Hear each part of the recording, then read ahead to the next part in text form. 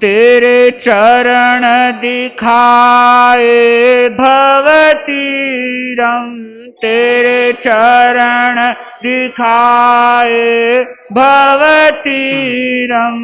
ओम वीरम वीरम, ओम वीरम वीरम। तुमने आत्मा का ज्ञान किया, तुमने आत्मा का, आत्मा का ही संधान किया, आत्मा का ही संधान किया।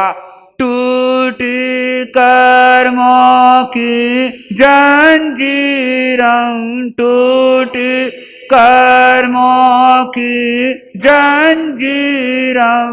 ओम वीरम वीरम महावीरम, ओम वीरम। जिनके पास मुखवस्तिका नहीं है वे अपने हाथ से जयना रख सकते हैं, रुमाल से, हाथ से। यह द्वेष क्लेश का कारण है, यह द्वेष क्लेश का, यह राग दुख विस्तारण है, यह राग दुख है। वीतराग रक्षा चिरं, है वीतराग रक्षा चिरं। ओम वीरम वीरम, ओम वीरम वीरम। बाहर दुनिया का मेला है, बाहर दुनिया, भीतर जो सदा अकेला है, भीतर जो सदा,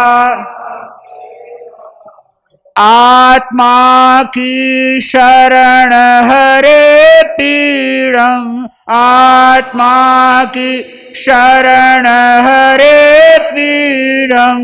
ओम वीरम वीरम, ओम वीरम वीरम।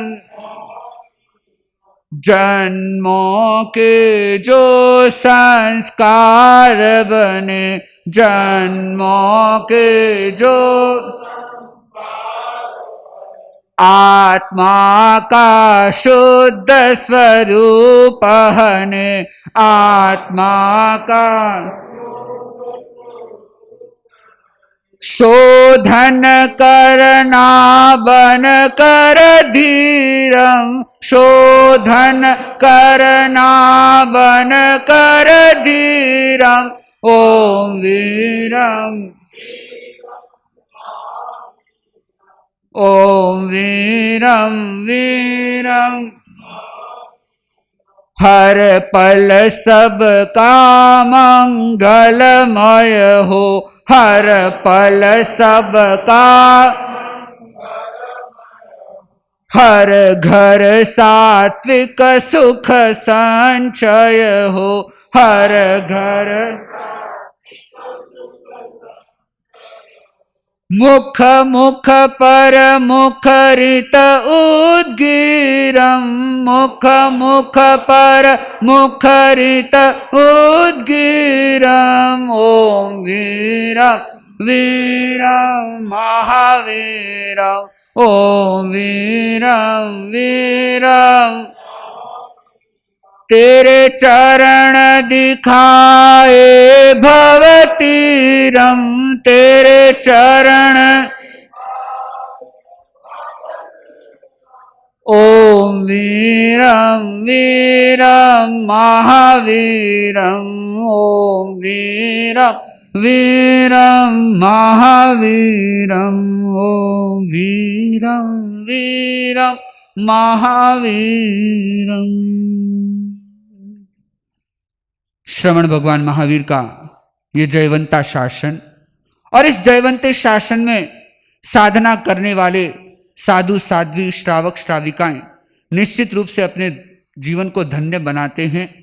और आपने और हमने भी एक संकल्प किया कि हम श्रवण भगवान महावीर के संदेशों को अपने जीवन में उतारें, श्रवण भगवान महावीर के द्वारा बताए हुए मार्ग का अनुसरण करें, अनुगमन करें। लेकिन हमारे भी कुछ शत्रु हैं, कुछ समस्याएं हमारे जीवन में भी है, कुछ तकलीफों का सामना हम कर रहे हैं।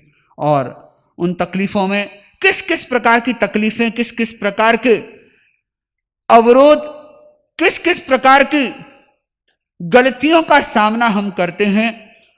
और इसी भावों को गुम्फित करते हुए एक विषय आज का आपके सामने प्रस्तुत होगा, हम मनुष्य के मुखारबिंद से सुनेंगे। आज का विषय है दुनिया नाचे एक अक्षर पे। वो एक अक्षर कौन सा है जिससे दुनिया के लोग पसंद करते हैं, और पसंद करके उसके जैसा वह अक्षर नचाता है वैसे लोग नाचते चले जाते हैं। और उनका वही नाच उनकी समस्याओं का, उनकी तकलीफों का, उनके जीवन में आ रहे अवरोधों का एक बहुत बड़ा कारण बनता है। बंधुओं बहनों, ये अहोभाग्य की बात है, प्रभु वीर का शासन मिला, लेकिन उससे भी अहोभाग्य की बात तब होगी कि जब हम इस एक अक्षर के चक्कर से क्या हो जाएंगे, छूट जाएंगे। तो पहले हम उस अक्षर का पता लगाएं कि वह अक्षर क्या है जो हमको नचा रहा है, और फिर एक संकल्प करें कि हम इसके चक्कर से मुक्त बने। तो वह विषय और उस विषय की सांगोपांग प्रस्तुति, सरल शब्दों में, सरल भावों में प्रस्तुति हम सुनेंगे। तो विषय की स्पष्टता के लिए, विषय के विवेचन के लिए मेरा विनम्र निवेदन मुनिश्री हिमांशु कुमार जी स्वामी से अपने उद्बोधन के लिए। दुनिया नाचे एक अक्षर। परम प्रभु को प्रणाम। परम पूज्य गुरुदेव आचार्य सिंहासन जी को वंदन। मुनि हेमंत कुमार जी, श्रावक श्राविकाओं, मैं विषय का प्रारंभ छोटी सी घटना से कर रहा हूं, और बहुत महत्वपूर्ण प्रेरणा देने वाली घटना है। दादा जेपी वासवानी, जो एक बड़े पहुंचे हुए साधक हुए, और कहते हैं उन्होंने अपने जीवन में लिखा कि जब वो छोटे थे, छोटे मतलब 8-10 साल के होंगे, लेकिन उनका चिंतन बहुत विशेष था।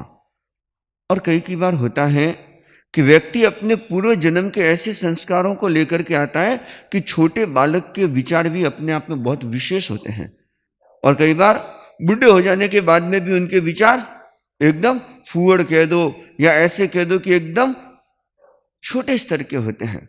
उनके विचार बहुत लो लेवल के होते हैं, निम्न स्तर के होते हैं। लेकिन कई ऐसे व्यक्तित्व होते हैं कि जिनके विचार बहुत श्रेष्ठ होते हैं। तो वे 8-10 साल के होंगे, और उनका बचपन का नाम था जशन। क्या नाम था? जशन। तो एक दिन माँ ने कहा कि बेटा जशन, तुम बाजार से गुड़ लेकर के आ जा। और अठन्नी पकड़ा दी। क्या पकड़ाई? ये अठन्नी क्या होती है? 50 पैसे। आजकल तो अठन्नी है ही नहीं, गई।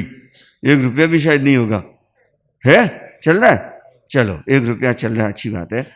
तो अठन्नी पकड़ाई, 50 पैसे पकड़ाए, और वह लेकर के निकला। क्यों गया? क्यों निकला? गुड़ लेने के लिए। किसने कहा था? मां ने कहा कि बेटा मेहमान आने वाले हैं, कढ़ी बनानी है, इसलिए 50 पैसे ले जा, अठन्नी ले जा और गुड़ लेकर के आ जा। तो वह जशन गुड़ लेने के लिए बाजार की तरफ गया, और रास्ते में क्या हुआ कि एक तमाशा हो रहा था। कठपुतली का शो हो रहा था, और तंबू लगा हुआ था, उसमें कठपुतली का शो चल रहा था। और बाल मन अपने आप को रोक नहीं पाया, और क्या हुआ? जाना तो कहा था गुड़ लेने के लिए, और कहां घुस गया वो? उस तंबू में। क्या देखने के लिए? कठपुतली का जो शो हो रहा था, तमाशा। और ये सबके साथ होता है। आप जा रहे हो और मान लो कोई रास्ते में 2-4 जन झगड़ रहे हैं, तो आप क्या करोगे? देखने लग जाओगे। होता है।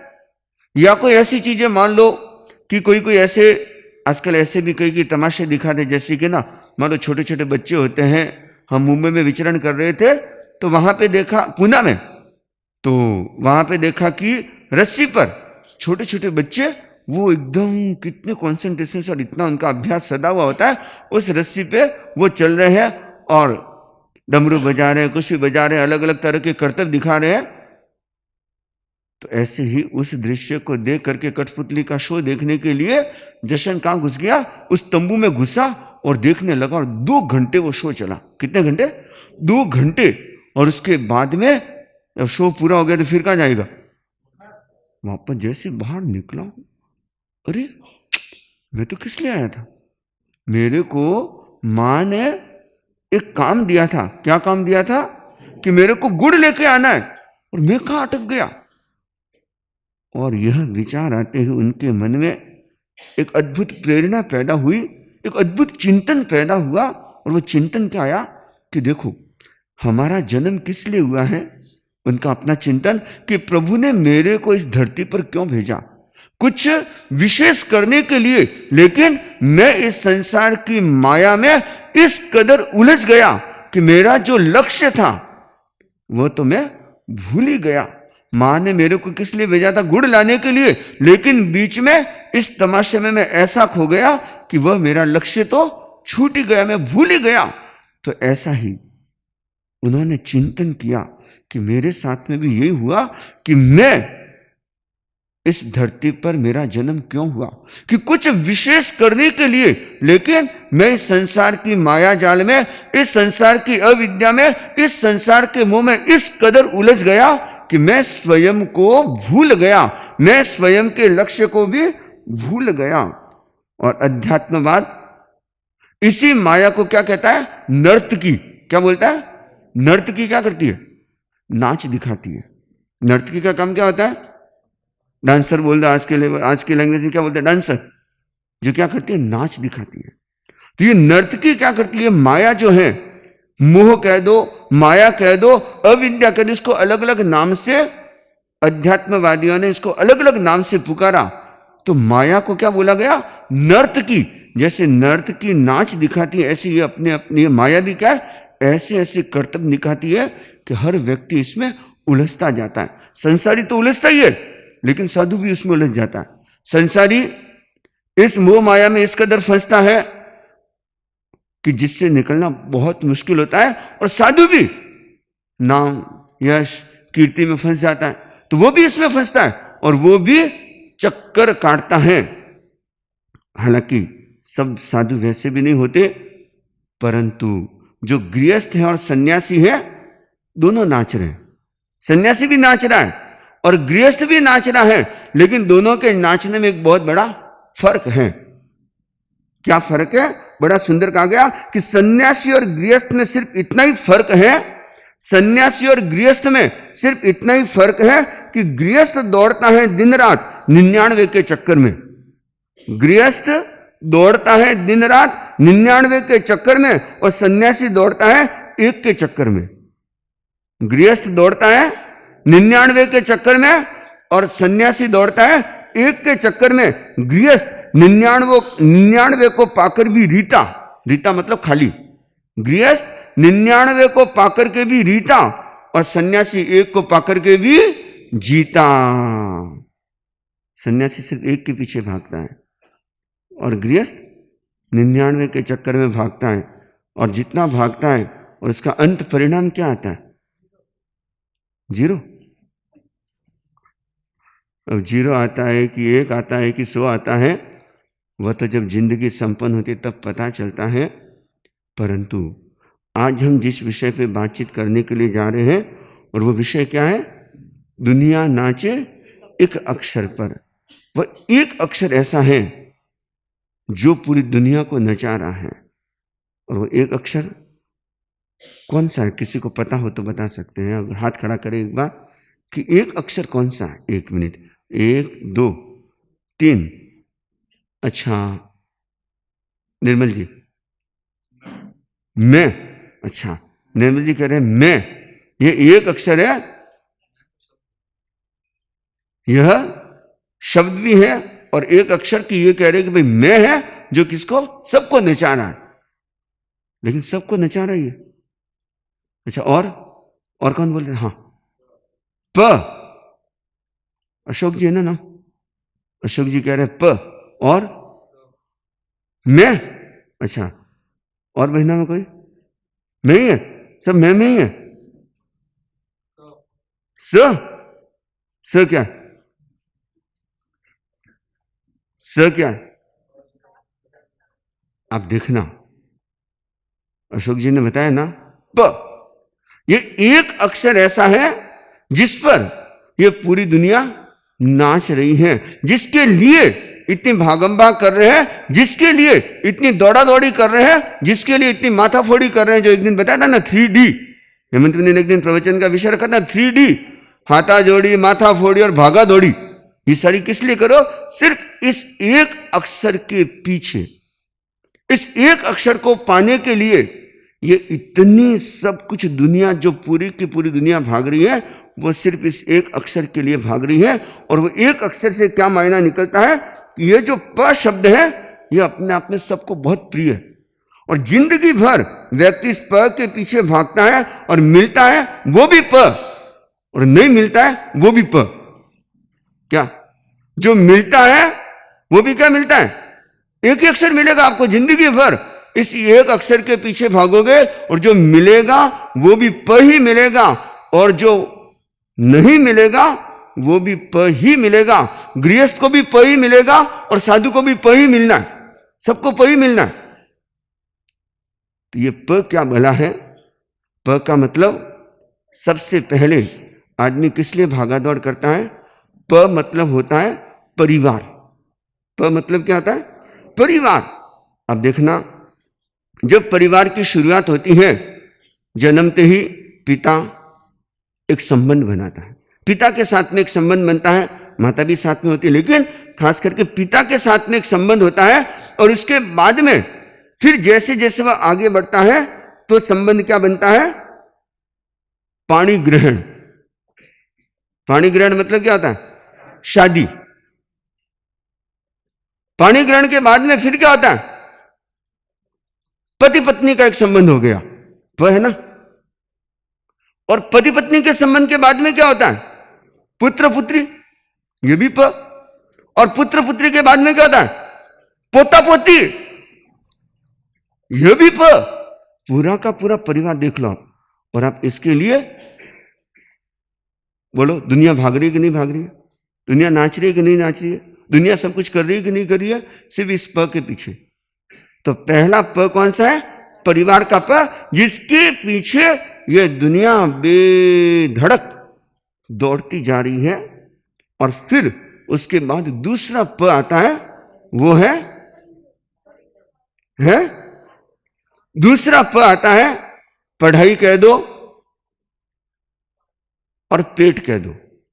पढ़ाई और पेट कि आदमी पढ़ाई के लिए कहां से कहां विदेश जाता है कि नहीं जाता?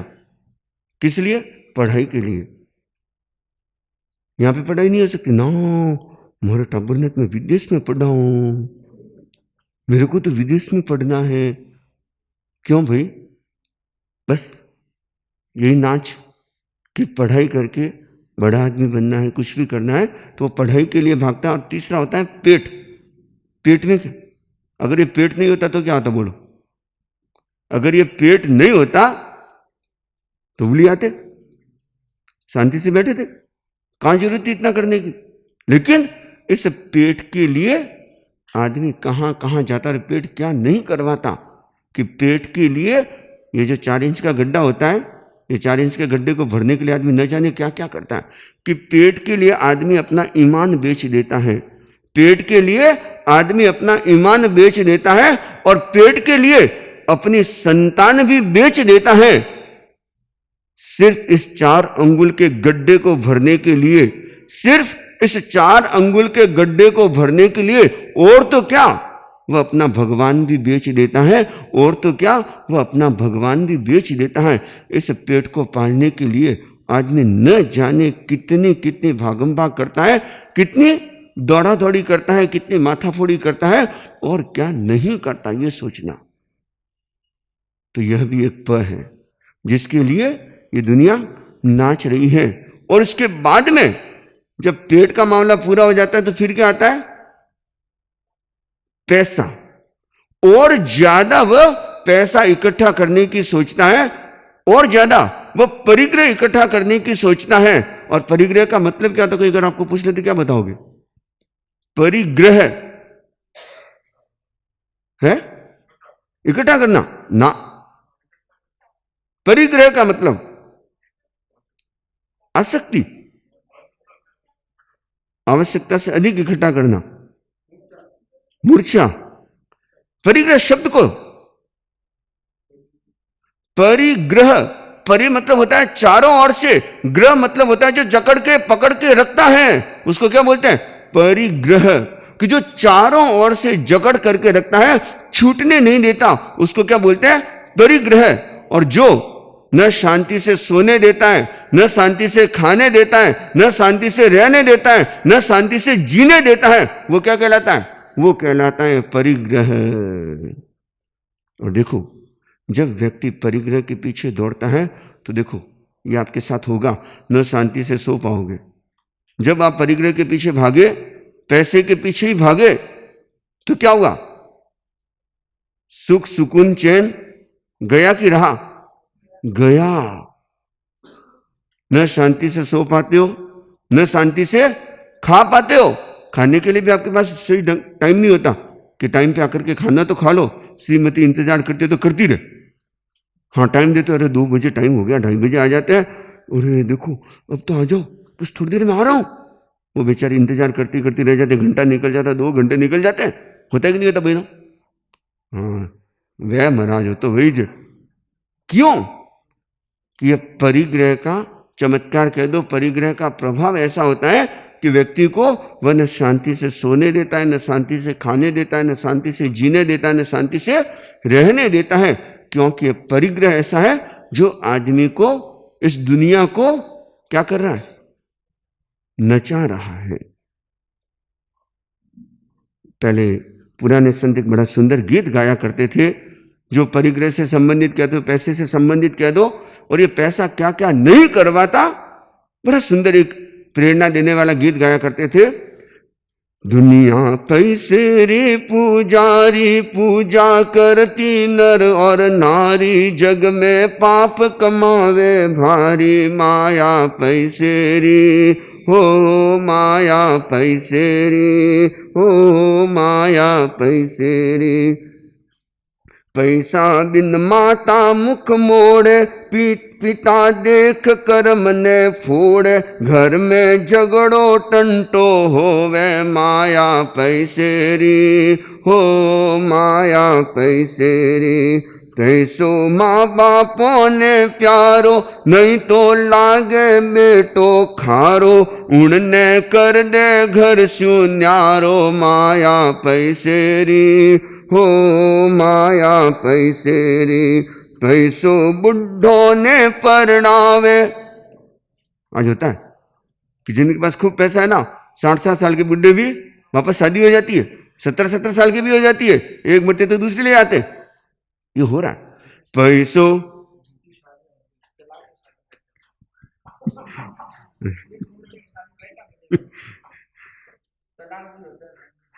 अब ये सारी बातें जानते ही है तो सब अनुभवी। पैसो बुढ़ों ने परणावे, पैसो कन्या ने बिकवावे, नहीं तो कुंवारी ही मर जावे, माया पैसे रे हो माया पैसे रे।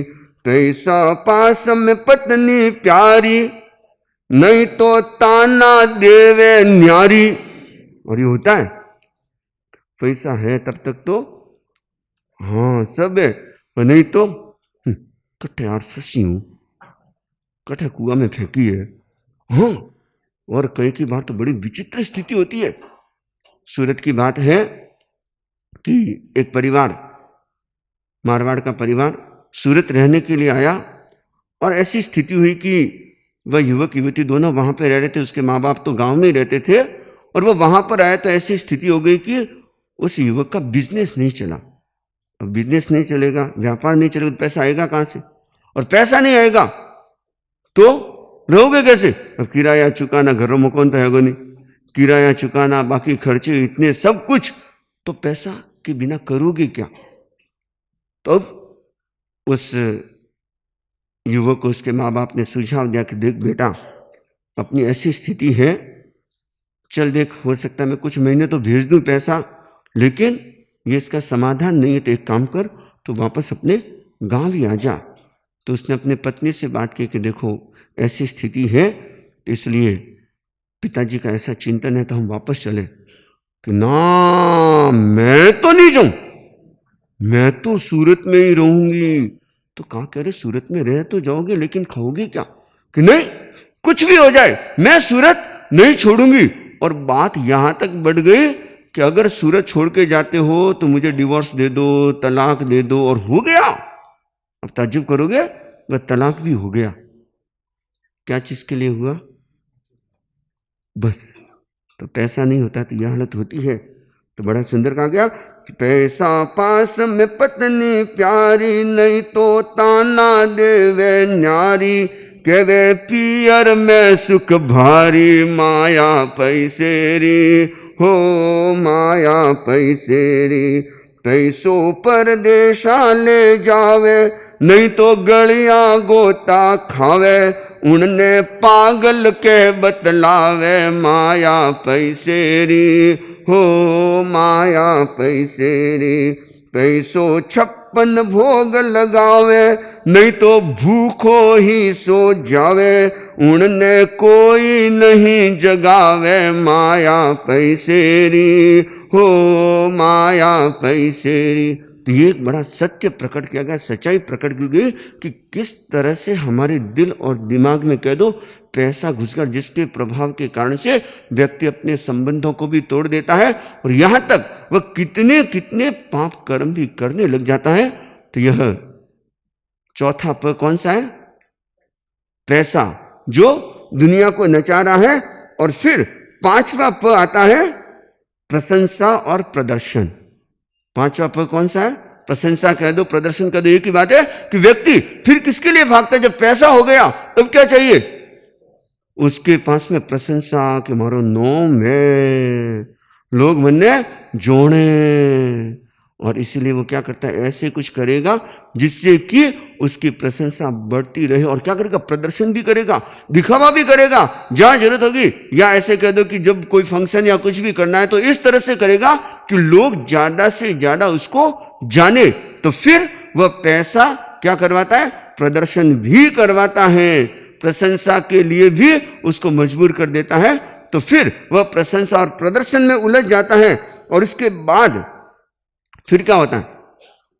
पद। क्या चाहिए?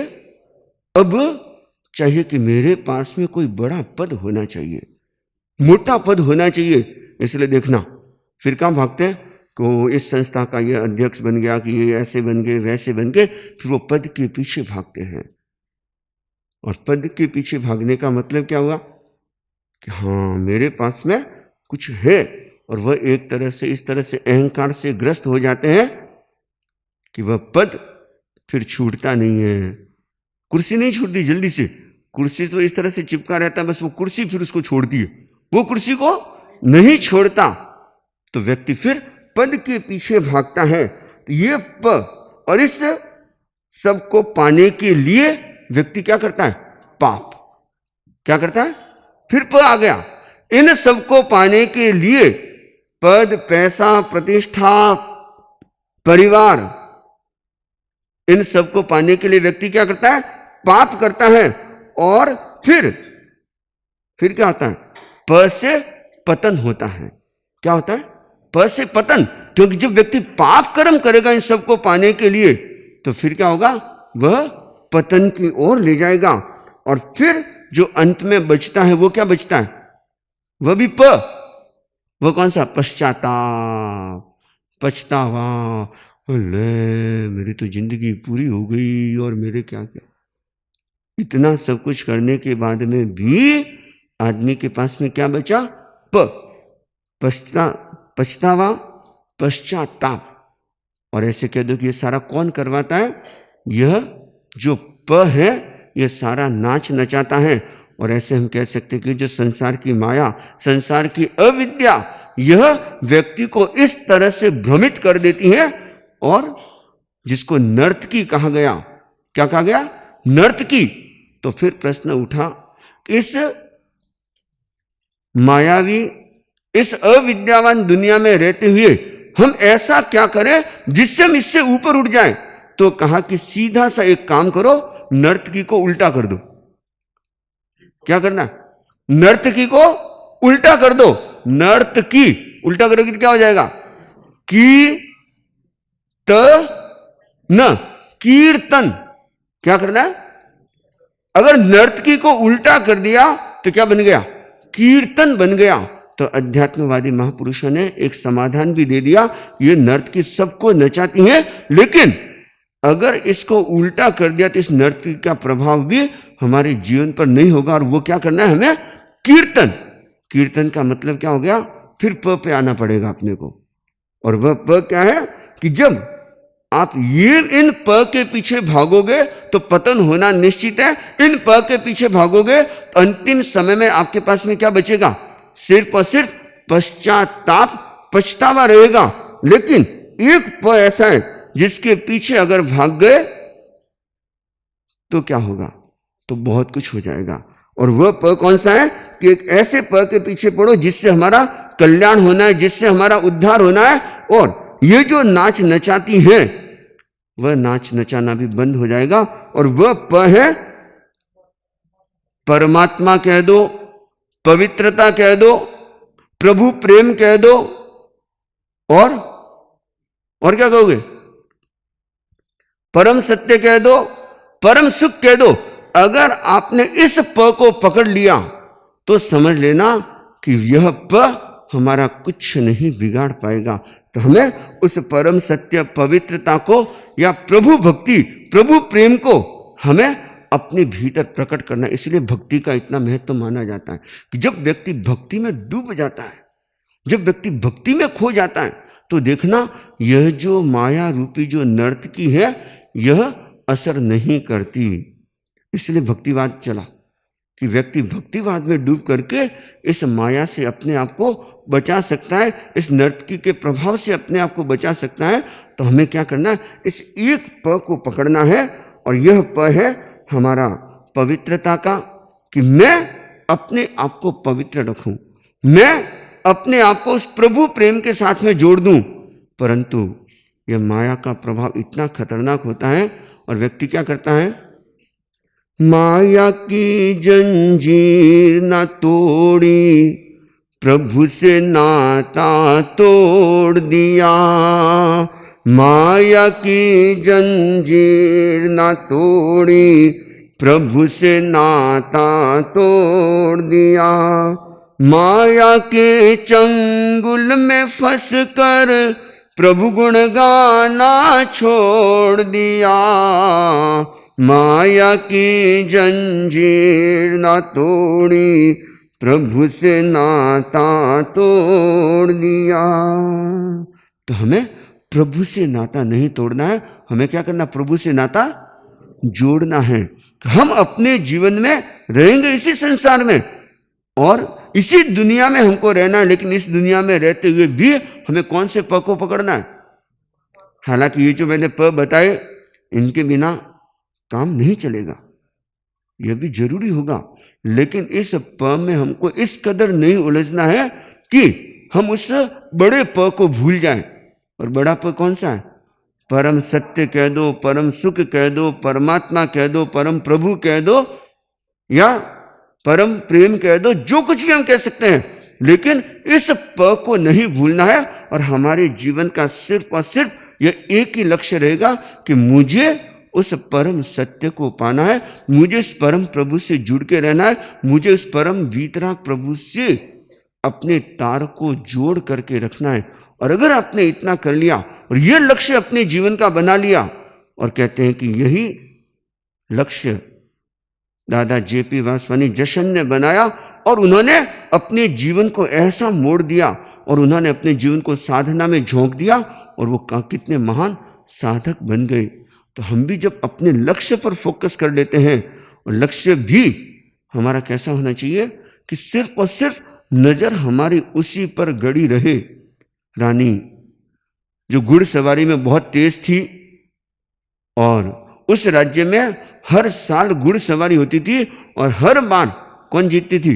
रानी ही घुड़सवारी में जीतती। हालांकि भाग तो पुरुष बहुत सारे लेते थे, लेकिन घुड़सवारी में इतनी बार यह प्रतियोगिता हुई, लेकिन हर बार पुरुष पीछे रह जाते थे। और एक दिन सब मिले और कहा कि ये तो बड़ी इज्जत का प्रश्न, इज्जत के काकरे हो जाते अपने तो, कि एक औरत से हार गए, नाक कट जाती है। तो कहा कि इस बार कुछ ऐसा करो कि रानी प्रथम नहीं आए, इस बार तो हमें ये रेस जीतनी है, प्रतियोगिता जीतनी है। तो मिलकर के चिंतन कर भी करे क्या? रानी तो इतनी कुशल घुड़सवार है कि वह तो पुरुषों को पास में नहीं फटकने देती, और इस कदर हवा से बात करती है उसको रोकना भी संभव नहीं है, और वह तो इतने सालों से जीत ही रही है। तो एक युवक ने कहा कि एक काम करो, ये जिम्मेदारी मेरे को दे दो, इस बार रानी घुड़सवारी में प्रथम नहीं आएगी। तो कहा कि तू करेगा क्या?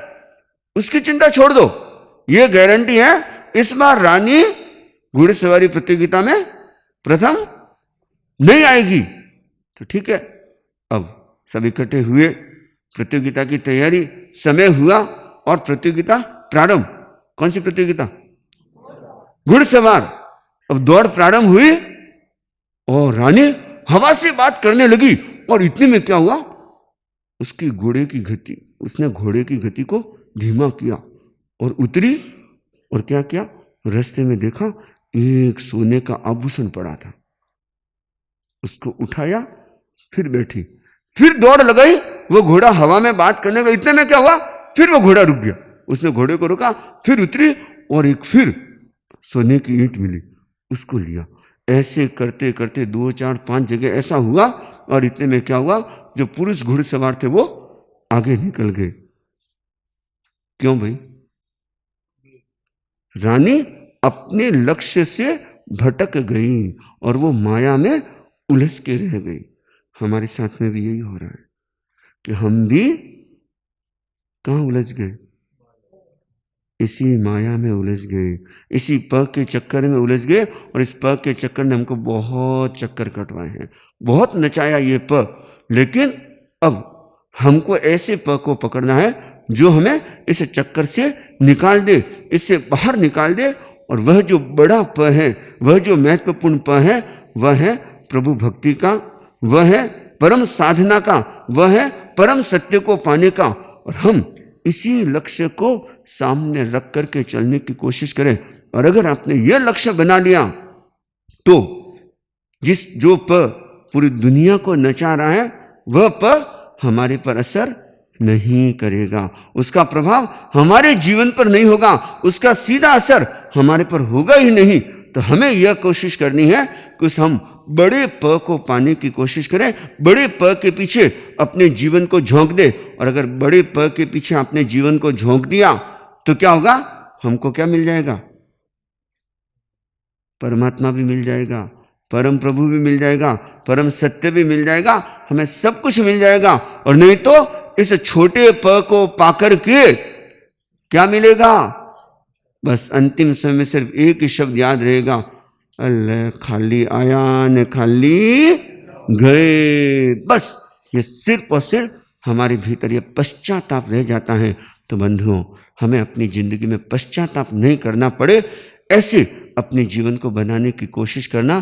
तो दुनिया नाचे एक अक्षर पर, दुनिया नहीं सभी नाच रहे, लेकिन अब कौन से अक्षर पर नाच रहे हो? आप भी नाच रहे हो, हम भी नाच रहे, नाच तो हम भी रहे, लेकिन हम बड़े प पे नाच रहे हैं और आप छोटे प पे नाच रहे हो। तब छोटे प पे नाचना तो बंद कर देना और बड़े प पे नाचना चालू कर देना, तो निश्चित हमारा आत्म कल्याण होगा। इन्हीं भावों के साथ में ओम शांति शांति शांति।